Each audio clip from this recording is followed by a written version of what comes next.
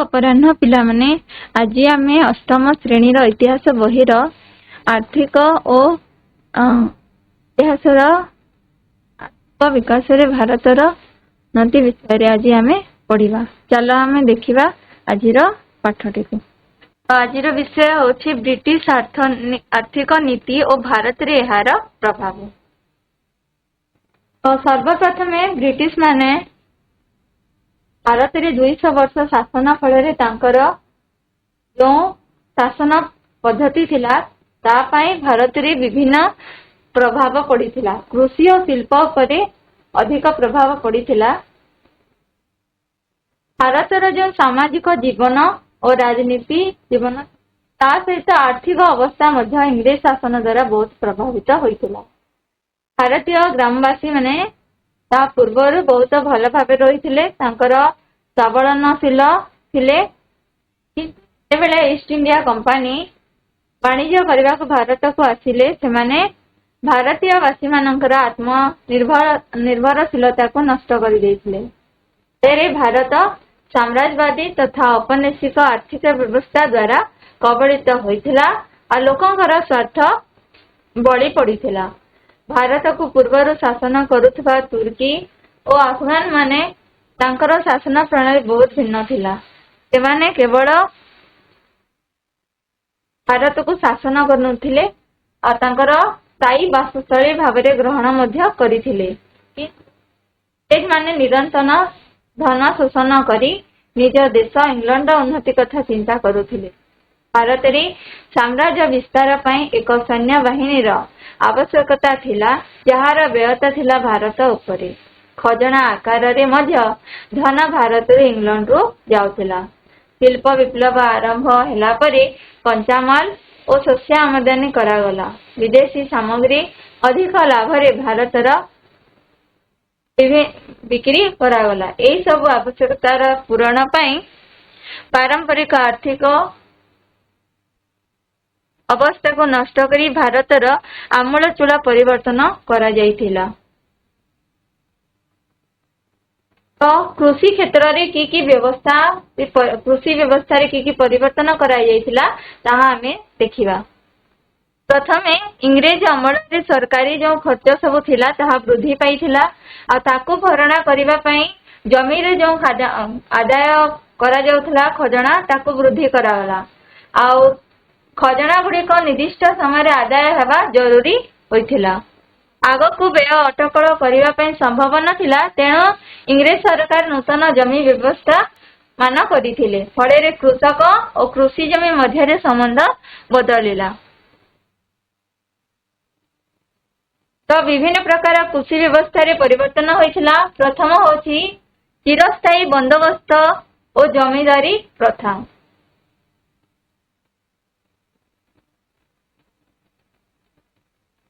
तो 1793 मसीह governor general Lord Cornwallis चिरस्थायी बंदोबस्त बंगरे लागू कले। यह द्वारा कौन है? यह द्वारा जमी उपरे खजना धार्य है और जमीदार माने ताहा आदाय करिवे बोली स्थिर करागला। धार्य मते एक निर्दिष्ट समय खजना सरकारी तहबिल रे जमा करा नगले सूर्यास्त आईन बल तांको जमीदारी उच्छेद हैला और नूतन जमीदार नियुक्त हेले। तो पिला माने कौन हैला जो खजना सरकार धार्य करिथिले ताहा जदि से तहबिल रे जमा करा न गले गोटे आईन थिला सूर्यास्त आईन। सही आईन बल रे जो जमीदारी थिला ताकू उच्छेद करि दिया जाउथला आ सेठी नुआ जमीदार नियुक्त करा जाउथला। सही परि भाबरे अनेक जमीदार उच्छेद भयरे समय पूर्व खजना असूल कले। खजना देवा प्रजा माने अधिक सुधरे गाँ महाजन ठारू ऋण नेले और परिशोध करि न पारी जमीहीन हेले। तो जमी जीवा भयरे जो प्रजा माने थिले से माने खजना जल्दी पैठ करिबा पई गाँ महाजन ठारू ऋण नहीं आसिले आ ताकू परिशोध करि न पारी सेमानकर जमी हरई बसिले। सारा परिमाण अत्यधिक हेबारु तांकर जमीटा बाजप्त करी नहीं जाउथिले। एही भरी भाबरे जमी क्रय विक्रय हैला ଓ ପ୍ରକୃତ ପ୍ରଜା ଜମିହୀନ ହେବାକୁ ବାଧ୍ୟ ହେଲେ। ତ ଯେଉଁ ପ୍ରଜା ମାନେ ଜମିର ଖଜଣା ଠିକ ସମୟରେ ଦେଇ ପାରୁନଥିଲେ ସେମାନେ ଗାଁ ମହାଜନ ଯାହା ପାଖରେ ପଇସା ଥିଲା ତାଙ୍କ ଠାରୁ ସୁଧ ଆଣିକି ଖଜଣା ପରିଶୋଧ କରୁଥିଲେ।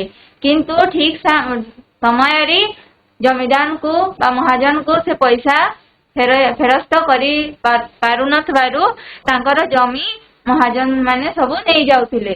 ସେଥିପାଇଁ ଯେଉଁ ପ୍ରଜା ମାନେ ଥିଲେ ତାଙ୍କର ଜମି ସବୁ ହେଇଯାଉଥିଲା।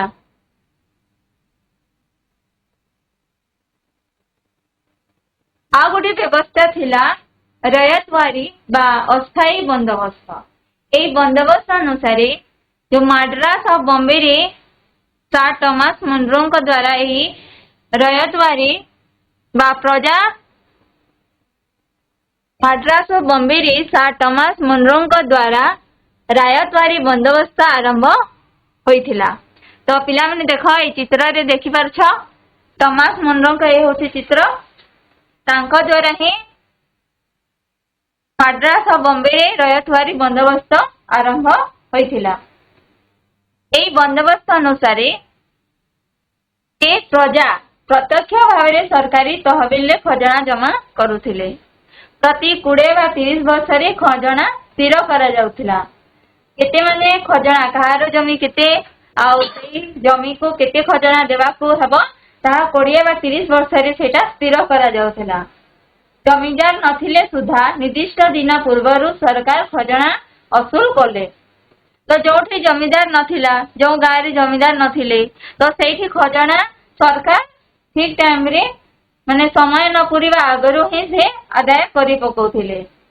ତେଣୁ ବଙ୍ଗ ପରି ମାଡ୍ରାସ ଓ ବମ୍ବେରେ ମଧ୍ୟ ପ୍ରଜାମାନେ ଅଧିକ ସୁଧରେ ଚାଷ କରି ଖଜଣା ଜମା କରିବାକୁ ବାଧ୍ୟ ହେଉଥିଲେ।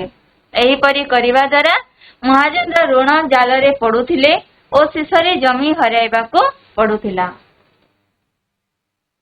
ମାଡ୍ରାସ ଓ ବମ୍ବେରେ ମଧ୍ୟ ପ୍ରଜାମାନେ କଣ କଲେ ଖଜଣା ପୈଠ କରିବା ପାଇଁ ସେମାନେ ମହାଜନଙ୍କ ଠାରୁ ଅଧିକ ସୁଧରେ ଋଣ ଆଣୁଥିଲେ।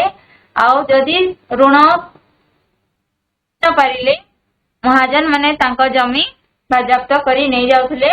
ଫଳରେ ଚାଷୀ ମାନଙ୍କୁ ଜମି ହରାଇବାକୁ ପଡୁଥିଲା।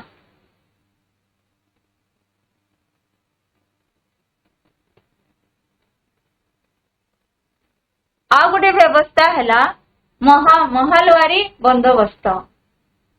ଏଥିରେ କଣ ହଉଥିଲା ପଞ୍ଜାବ ପଶ୍ଚିମ ଉତ୍ତରପ୍ରଦେଶ।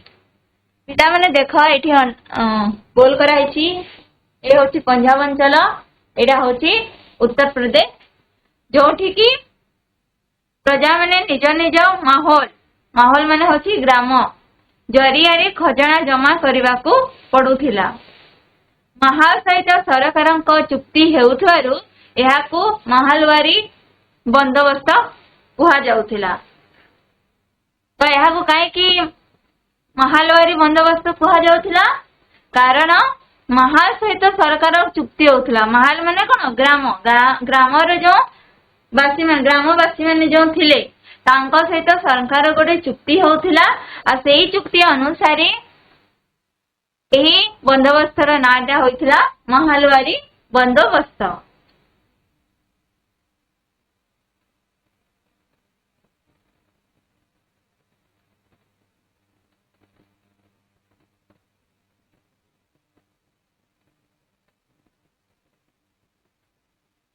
ତ ଏହାକୁ ମହଲୱାରୀ ବନ୍ଦୋବସ୍ତ କୁହାଯାଉଥିଲା। ତ ଏହି ବନ୍ଦୋବସ୍ତ ଅନୁସାରେ ଖଜଣା ଆଦାୟ କରୁଥିବା ଗ୍ରାମ ସମାଜ ପ୍ରଜା ଉପରେ ଚାପ ପକାଉଥିଲା।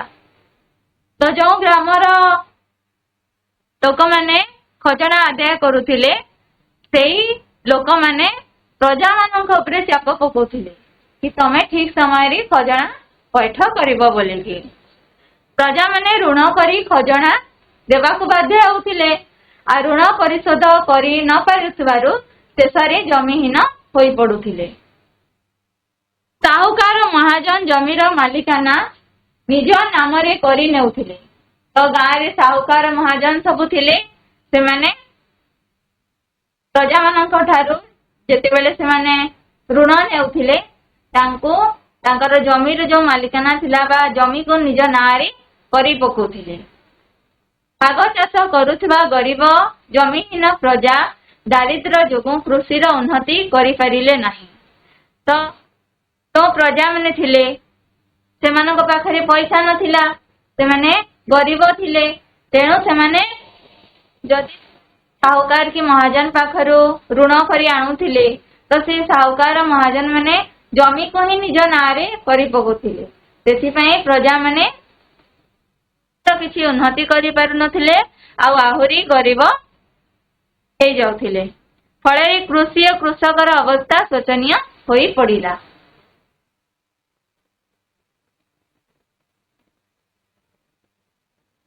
तापरे कुटीर शिल्पर किपरि अवनति होइतिला। इंग्रेज मानक शासन फଳରେ भारतर जो कुटीर शिल्प थिला जोटा कि विश्व प्रसिद्ध थिला सेगुड़ा सब धीरे धीरे अवनति होइतिला, नष्ट हो जाइतिला। अष्टादश शताब्दी पर्यंत भारत हस्तशिल्प और कारीगर शिल्प रे विश्व प्रसिद्ध रही। जमती कि हस्तशिल्प आम देखा कटक रे जो तारकासी कामर जो हस्तशिल्प रही पृथ्वी प्रसिद्ध, पृथ्वी रे यार चाहिदा रही।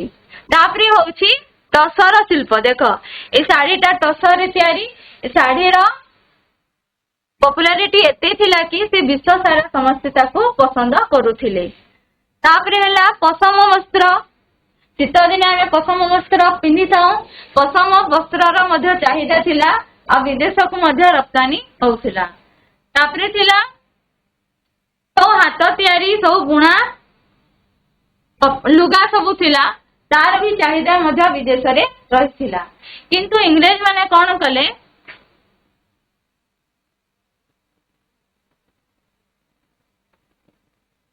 माने गुड़ा को लोप करने बहुत चेष्टा करते। जो इंग्लैंड रे शिल्प विप्लव होइतिला आ सेठी जो मेसिन रे तैयारी होउतिला लुगा ताको आनी कि भारतर बाजार रे बिक्री करथि। ता फଳରେ जो हमर भारतर कुटीर शिल्प थिला सेटा पूरा लोप पाइबा को लागिला। आ जो कुटीर शिल्प रे लक्ष लक्ष कारीगर सब नियुक्ति पाइतिले, से माने क्षुद्र चाषी सब थिले आ कृषि कारीगर उपरे सेमाने भरोसा करिकरी तांकर परिवार चलाउथिले। पोआ, सूरत, ढाका, वाराणसी, लाहौर आदि शहर हस्तशिल्पर मुख्य केन्द्र थिला। कौन कौन ठारे ए जो शिल्प केन्द्र सब कौन थिला? पोआ, सूरत, ढाका, वाराणसी, लाहौर ए चारिटा जगह रे मुख्य केन्द्र सब थिला। हस्तशिल्पर मुख्य केन्द्र सब थिला। 19वीं शताब्दी रे शिल्प विप्लव आरंभ हैला। पिला माने किते शताब्दी रे शिल्प विप्लव आरंभ होइतिला? 19वीं शताब्दी रे शिल्प विप्लव माने शिल्प क्षेत्र रे विराट परिवर्तन होइतिला। विभिन्न प्रकार यंत्रपाती मेसिन रो उद्भावन होइतिला। ता फଳରେ जो लुगा बा बेसी अन्यान्य जिनिस सब तैयारी होइतिला सेगुडा सब सस्ता और सुविधा रे तैयारी होई पारुथिला। भारत रो कला तैयारी लुगा अन्यान्य मेसिन सामग्री सस्ता रे बिक्री हैला। तो हाथ रे तैयारी लुगा और मेसिन रे तैयारी लुगा दुईटा भितर बहुत पार्थक्य रही। मेसिन रे शीघ्र शीघ्र बहुत परिमाण रे लुगा तैयारी होई पारि थाए, किंतु जदि हाथ तैयारी करबा तो बहुत सेटा समय मध्य लगी थाए। तो सेटा तार दाम ता अधिक रही थाए। आ लोक बाजार रे जोटा सस्ता रे बिक्री होता है लोक मैंने ताको ही किनिबा को पसंद करती।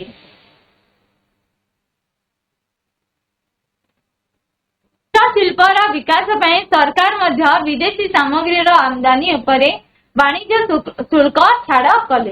तो जो वाणिज्य पई जो शुल्क लगी थाए ताको मध्य इंग्रेज सरकार कौन कले छाड़ करदेले कहीं ना सेटा विदेशी सामग्री बोली कि आ विदेशी सामग्री जो आमदानी हबो माने कि भारत ताको किनिबो तो ता उपरे जो शुल्क थिला ताको छाड़ करागला।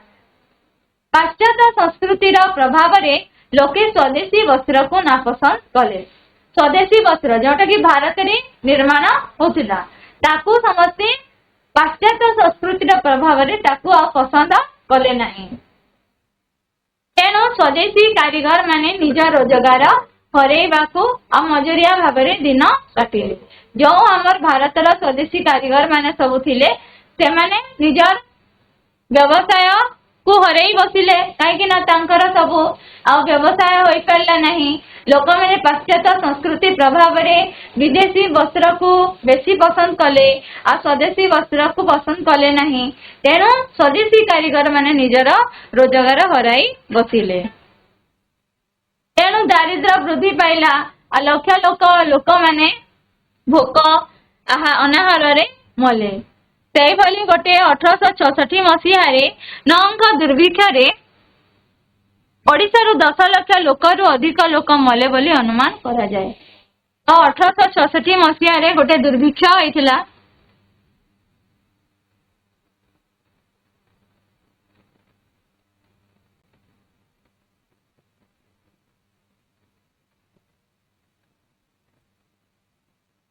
अठारश 64 मसीह नौंक दुर्भिक्ष होता ओडिशा रे जहाँ फल 10 लाख रु अधिक लोक मरी जाइथिले बोली के अनुमान करा जाउछि। तो पिला माने एटा मने रखिबो 1866 मसीह हमर नौंक दुर्भिक्ष होता ओडिशा रे आ बहुत लोक सेथिरे मृत्युवरण करिथिले। वर्तमान देखिबा विंश शताब्दी रे आधुनिक शिल्पर विकास किपरि होइथिला। 19विंश शताब्दी रे इंग्लैंड शिल्प विप्लव आरंभ हैला।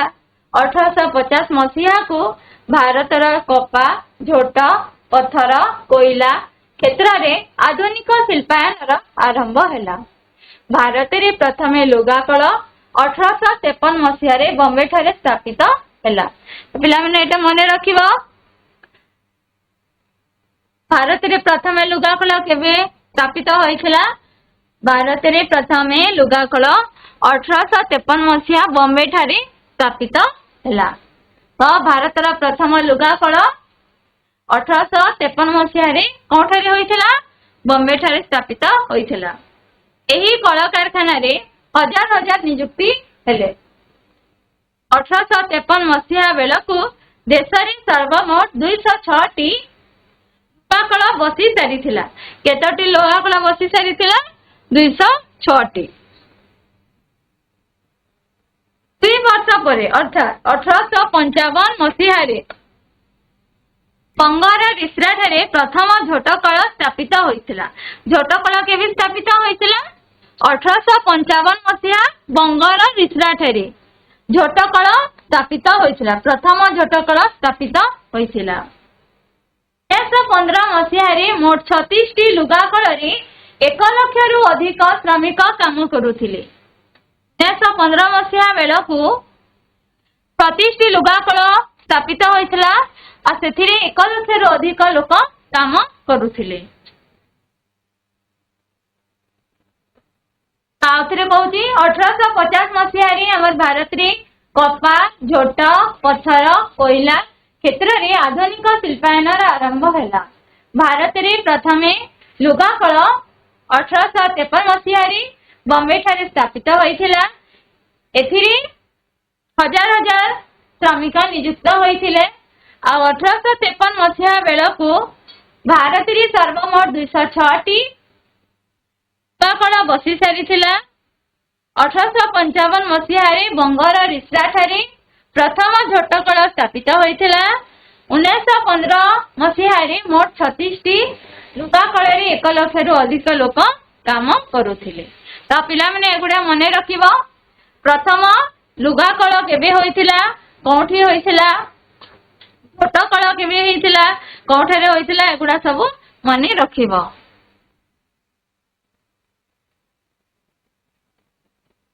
भारी यंत्रपाति आधारित कल कारखाना छड़ा एही समय चा कॉफी और नील चाषर बगीचा उद्योग आरंभ हैला। तो पिला माने देख एटा होछि तमरा नील चाष नील गछर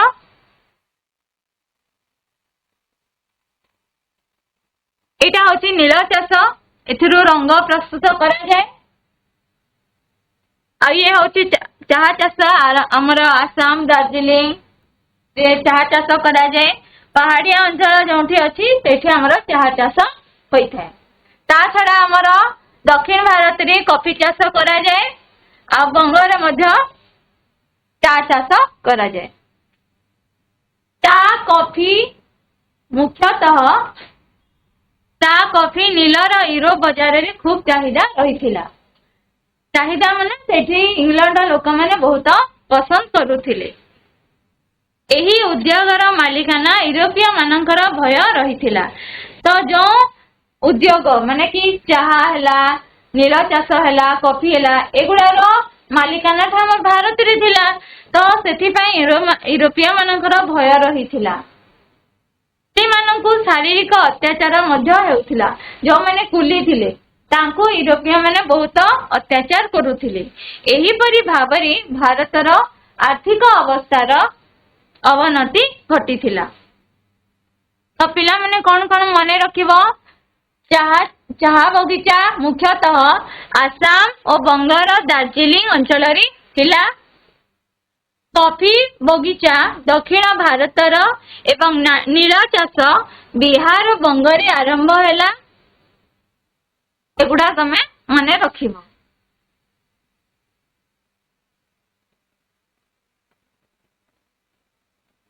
विश्व युद्ध जोटा कि 1939 मसीहा रु आरंभ होइथिला आ 1945 मसीहा रे शेष होइथिला। सेते बेले इंग्लैंड जो उत्पादित सामग्री थिला यथेष्ट हेउ नथिला। ता फलरी भारत रे अनेक नुआ कल कारखाना स्थापित करा होइथिला। तथापि देशर आवश्यक मात्रा रे शिल्पर विकास होई नथिला।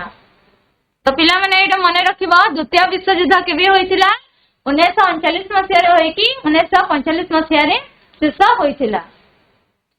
आ प्रथम विश्व युद्ध 1914 मसीहा रे आरंभ होई 1918 मसीहा रे शेष होइथिला। प्रथम विश्व युद्ध हमर 1914 रे आरंभ होइथिला आ 1918 रे शेष होइथिला। मने रखिबा एटा माने एबे तमे पढी सारिले। एबे हमें प्रश्न बोली दे। 1 नंबर क्वेश्चन होची चिरस्थायी बंदोबस्त केती ख्रीष्टाब्द रे ओ किए करिथिले। चिरस्थायी बंदोबस्त केती ख्रीष्टाब्द रे ओ किए करिथिले। जनरल लॉर्ड कॉर्नवालिस करिथिले बंदोबस्त करिथिले। ख्रीष्टाब्द रे होइथिला 1793। तो देखिबा आंसर कोन अछि।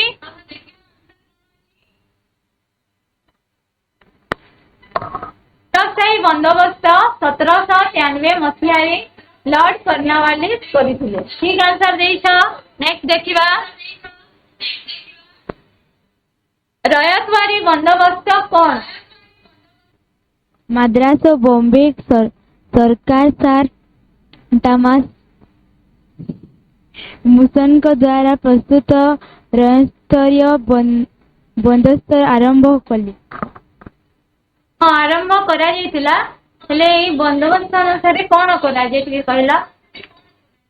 रयतवारी बंदोबस्त कोन माने कोन करा होय ता व्यवस्थाटा हेवा द्वारा कोन होय। एही बंदोबस्त रे एथिरे रयत बा प्रजा प्रत्यक्ष भाबरे हेबो बोली नियम रहिला। रे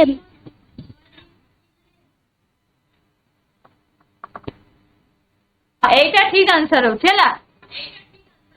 रयत अर्थात प्रजा प्रत्यक्ष भाबरे सरकारी तहबिल ले खजाना जमा करबाकू रयतवारी बंदोबस्त हुआ जाए।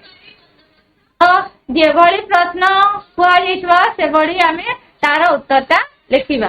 ता उथरे उत्तर कहि दउची रयत अर्थात प्रजा प्रत्यक्ष भाबरे सरकारी तहबिल रे खजाना जमा करबाकू रयतवारी बंदोबस्त हुआ जाए। नंबर प्रश्न 1855 मसीहा रे केउठारे झोटकल स्थापित होइतिला। बंगला ठारे बंगाल विसरा ठारे रिसरा ठारे। ठीक आंसर वेरी गुड। 1855 ମସିହାରେ ବଙ୍ଗର ରିତ୍ରାଠାରେ ଝୋଟ କଳ ସ୍ଥାପିତ ହୋଇଥିଲା। नेक्स्ट प्रश्न 4 नंबर भारत रे प्रथम लुगाकल केते मसिहारी बॉम्बे ठारे स्थापित होइथिला? 1853 भारत रे प्रथम लुगाकड़ 1853 प्रथम लुगाकल 1853 मसीहारे स्थापित होइथिला। ता देखिबा ठीक आंसर कोन?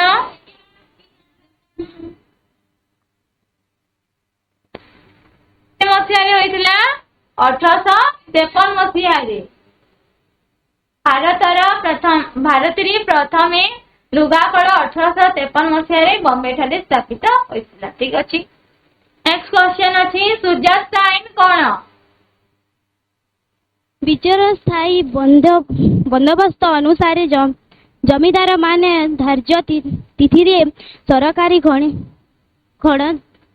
खजना पैठ करी न पारिले जमीदार उच्छेद रे व्यवस्था थिला जहा सूर्यास्त आईन नाम रे विवित लिखाई सूर्यास्त आईन बଳରେ जे जमीदार उपयुक्त समय रे खजना सरकार ठारे पैठ न कले निजर जमीदारी हराइबे।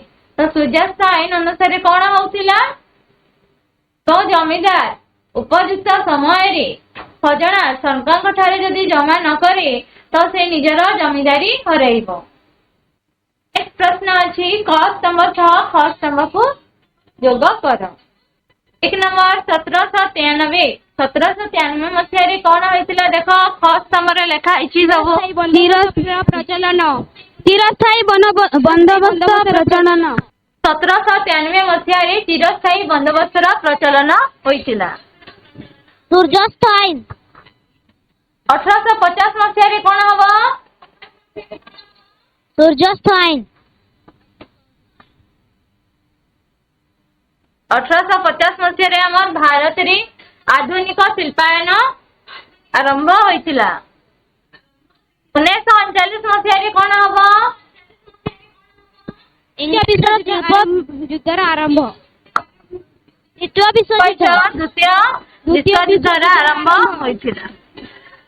1939 मसीह द्वितीय विश्व युद्धर आरंभ होइतिला। ठीक।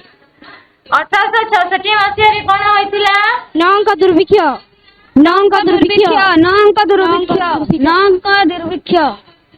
हाँ वेरी गुड। नौका दुर्भिक्ष 1866 मसीह होइतिला। तो पिला माने हमर सब प्रश्न सरी जाइछि। एबे गृह कार्य रे कोन करिबो? हस्तशिल्प और कारीगरी शिल्पर विलय पछर कारण गुड़िक निज परिवार बा पड़ोशी गुरुजन मानक सहित आलोचना करिकी लेखि आनिबो। धन्यवाद। आज क्लास को समस्त देखिथिबारु समस्त को धन्यवाद।